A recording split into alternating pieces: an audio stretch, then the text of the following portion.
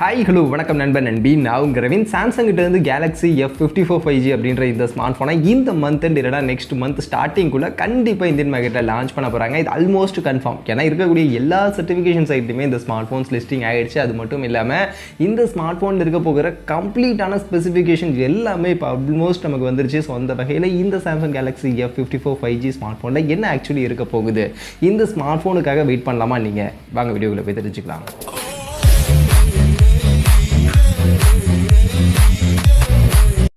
So first இதில் இந்த Samsung Galaxy F54 5G இந்த ஸ்மார்ட் ஃபோனுக்கான லுக் ஆக்சுவலி எப்படி இருக்கும் அப்படின்றத பற்றின இன்ஃபர்மேஷன்ஸ் பெருசாக இல்லை. பட் மோஸ்ட்லி இந்த மாதிரியான லுக்கில் இருக்கலாம் அப்படின்ற மாதிரியான சில ஸ்பெகுலேஷன்ஸ் போய்கிட்டு இருக்குது. பட் இதை பற்றின டீட்டெயில்ஸ் பெருசாக தெரியல, அதனால் இதை பற்றி நம்ம பின்னாடி பார்ப்போம்.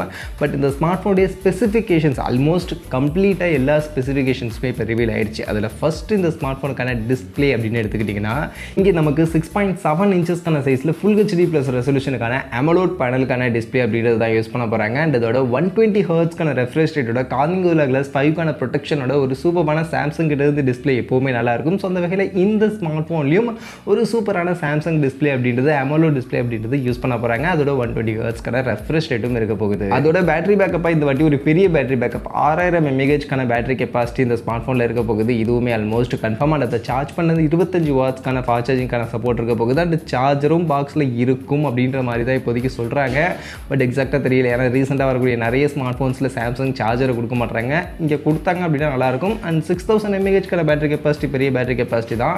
பட் சார்ஜர் சாம்சங் கிட்டது ஓகே, பட் இருந்தாலும் இன்னும் கொஞ்சம் சாம்சங் இம்ப்ரூவ் பண்ணலாம்னு நினைக்கிறேன். அதே மாதிரி பர்ஃபார்மன்ஸுக்கு சாம்சங் அவங்களுடைய ஓன் எக்ஸினோஸ் ப்ராசஸர் தான் யூஸ் பண்ண போகிறாங்க. எக்ஸினோஸ் 1330 அப்படின்னு சொல்லக்கூடிய இந்த ப்ராசஸர் இது ஒரு 5 nm சைஸில் ஃபேப்ரிகேட் பண்ணியிருக்கக்கூடிய ஒரு ப்ராசஸர். பர்ஃபார்மன்ஸ் பொறுத்த வரைக்கும் உங்களுக்கு Snapdragon 695 இருக்குல்ல, அதுக்கு ஈக்குவலான CPU ஆர்கிடெக்சரோட CPU பர்ஃபார்மன்ஸ் கொடுக்கும் அப்படின்ற மாதிரி சொல்கிறாங்க. பட் CPU பர்ஃபார்மன்ஸ் Snapdragon 695 இருந்தாலும் கேமிங் பர்ஃபார்மன்ஸ்னு வரும்போது Snapdragon 695 விட கம்மியாக தான் இந்த ப்ராசஸரில் இருக்கும் அப்படின்ற மாதிரி சொல்கிறாங்க. ஸோ அதை வச்சு பார்க்கும்போது பர்ஃபார்மன்ஸ் கண்டிப்பாக ரொம்ப பெருசாக அந்த அளவுக்கு எதிர்பார்க்க முடியாது. ரொம்பவே சுமாரான ஒரு பர்ஃபார்மன்ஸ் கொடுக்கக்கூடிய ஒரு ப்ராசஸராக தான் இந்த ப்ராசஸர் இருக்குது. அந்த சாம்சங்குடைய எக்ஸினோஸ் ப்ராசஸர் அப்படின்னும் போது எல்லாருக்கும் தெரியும் பர்ஃபார்மன்ஸ் ரொம்ப எதிர்பார்க்க மாட்டோம்.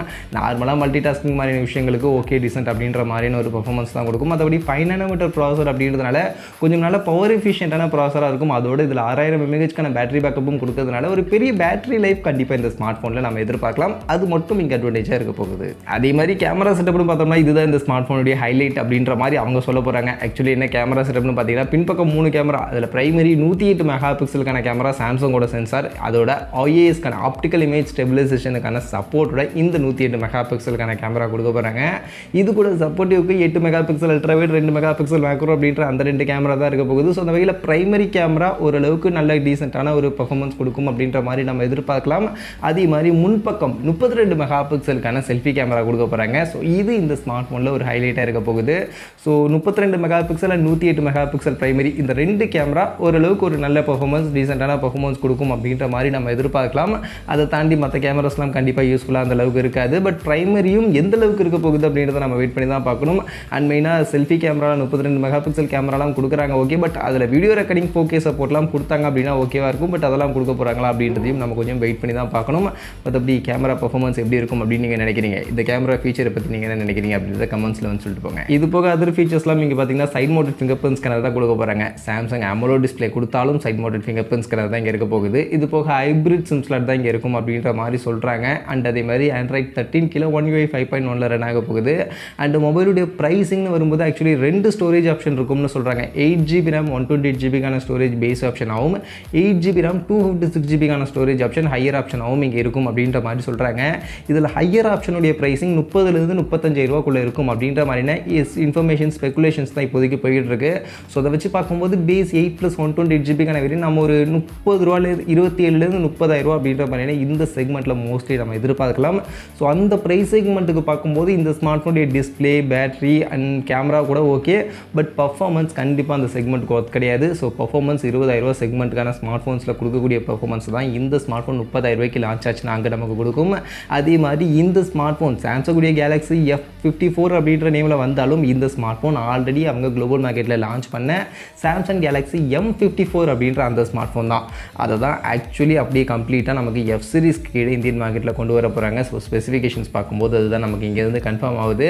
அப்போ சாம்சங் கேலக்ஸி M54 அடுத்து கண்டிப்பாக இந்தியன் மார்க்கெட்டில் லான்ச் பண்ணுவாங்க. அதை எப்படி லான்ச் பண்ண போகிறாங்கன்னு தெரியல, அதை வெயிட் பண்ணி பார்ப்போம்.